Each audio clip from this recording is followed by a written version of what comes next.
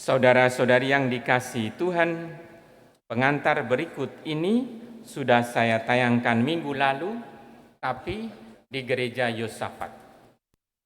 Maka saya tayangkan lagi hari ini, karena minggu lalu saya tidak terjadwal di SMTB seperti hari ini.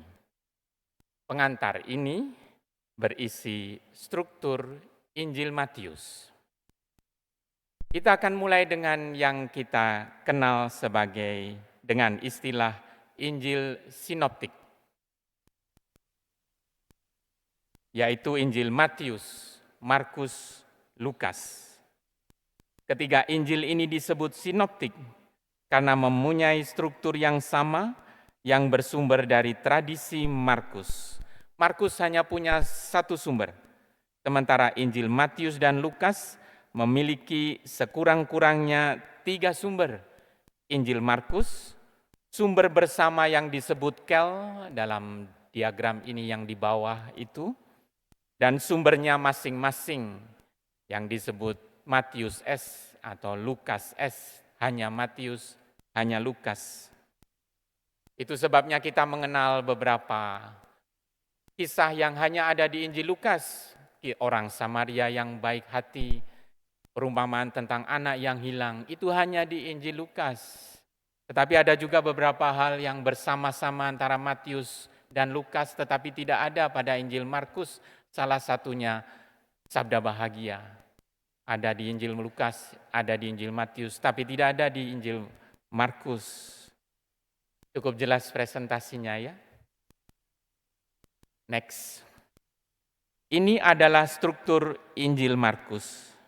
Saya tayangkan di sini untuk mengantar pada slide selanjutnya, yaitu struktur Injil Matius. Injil Markus pendek saja, hanya 16 bab. Kalau Anda punya waktu 1,5 jam, Anda dapat membacanya sekaligus, selesai. Lebih pendek daripada novel Harry Potter. Jauh lebih pendek. Next. Ini adalah struktur Injil Matius.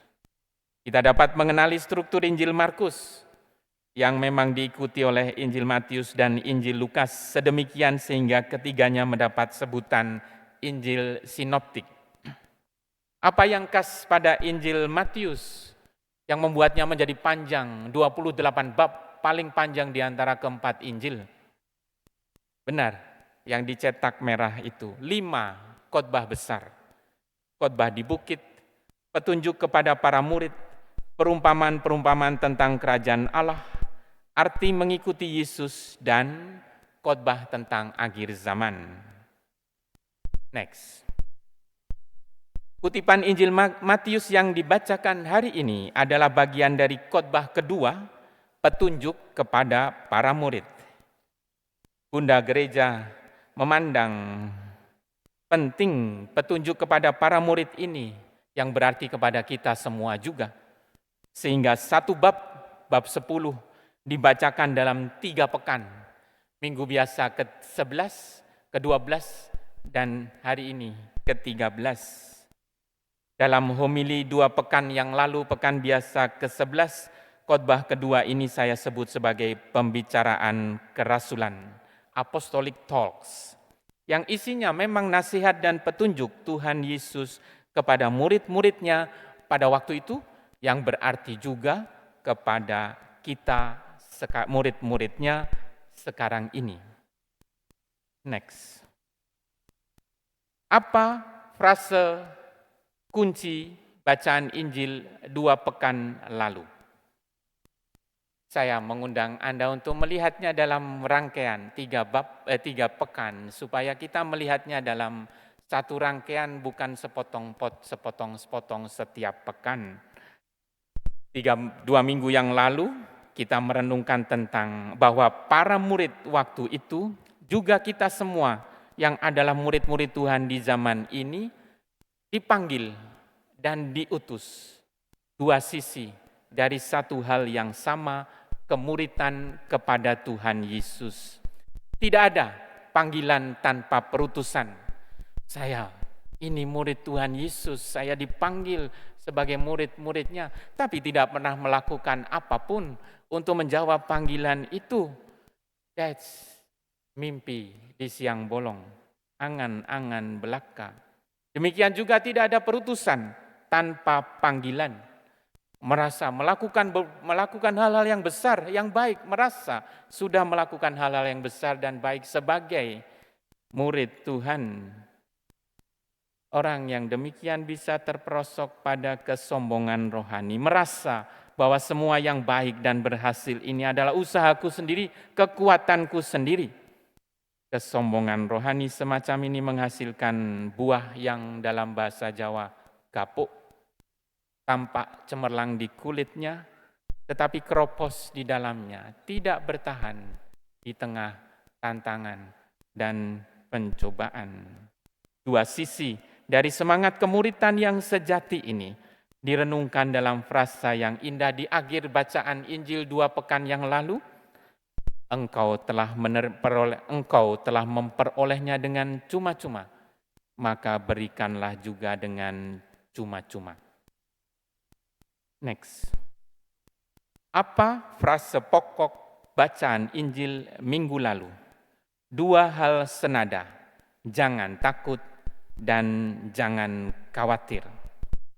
Jangan takut, sikap seorang murid yang sejati, yang tahu bahwa jika dari Tuhan panggilan dan perutusan yang diembannya, tidak ada yang perlu dicemaskan, tidak ada yang perlu disembunyikan, juga tidak ada hal yang perlu disimpan bagi diri sendiri.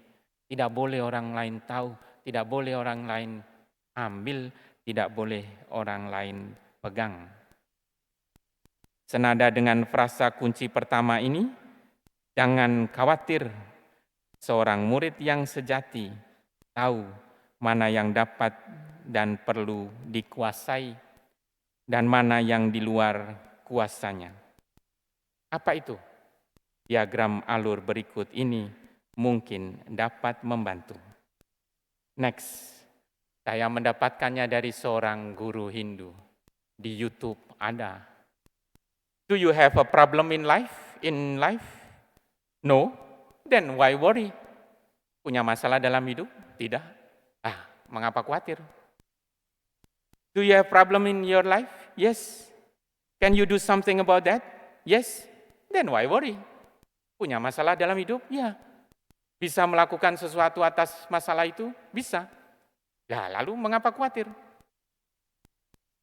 Do you have problem in your life? Yes. Can you do something about that? No? Then why worry? Jadi mengapa khawatir? Tidak dapat melakukan apa-apa, ngapain khawatir? Kalau punya masalah dalam hidup, punya. Dapat melakukan sesuatu atasnya? Tidak. Lah mengapa khawatir? Jadi, control only one thing. Smile. Kebahagiaan kita yang menentukan, bukan keadaan-keadaan di luar diri kita, apalagi orang-orang di luar kita, kita sendiri. Control only one thing, smile. Next. Dan apa frasa kunci minggu ini? Kita mendengar dari bacaan Injil, setiap kali mengatakan, setiap kalimat Tuhan Yesus mengakhirinya dengan, ia tidak layak bagiku. Barang siapa begini begitu, ia tidak layak bagiku. Saya ingin merumuskannya dalam bentuk pertanyaan dan bernada positif. Jika demikian, siapa yang layak disebut sebagai murid Tuhan Yesus? Siapa atau pribadi yang bagaimana yang layak disebut sebagai murid Tuhan Yesus? Dirumuskan secara teoritis yang menempatkan Tuhan Yesus dan nilai-nilai hidup yang diajarkan, terutama ajarannya dalam khotbah di bukit, khotbah yang pertama, yang paling panjang, bab 5 sampai bab 7 dari Injil Matius, sebagai yang utama dalam hidupnya. Tidak ada yang lain yang lebih berharga. Tidak juga kekuasaan apalagi uang, termasuk juga pikiran dan kehendaknya sendiri. Hanya orang yang menyerahkan segala sesuatu dan menyerahkan segala sesuatu yang lain dan menempatkan segala sesuatu yang lain di bawah Tuhan Yesus dan ajaran-ajarannya adalah murid yang layak di hadapannya. Saya sebenarnya mau menutup renungan kita petang hari ini dengan inspirasi dari Santa Teresa dari Kalkuta. Tapi jam itu sudah menunjukkan menit ke-30 dari perayaan Ekaristi. Saya sudah harus berhenti supaya misa ini tidak menjadi lebih panjang.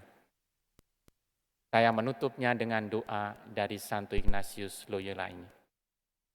Ambillah Tuhan dan terimalah seluruh kemerdekaanku, ingatanku, pikiranku, dan segenap kehendakku. Segala kepunyaan dan milikku, Engkaulah yang memberikan, padamu Tuhan ku kembalikan. Semuanya milikmu, pergunakanlah sekehendakmu. Berilah aku cinta dan rahmatmu, cukup itu bagiku. Amin.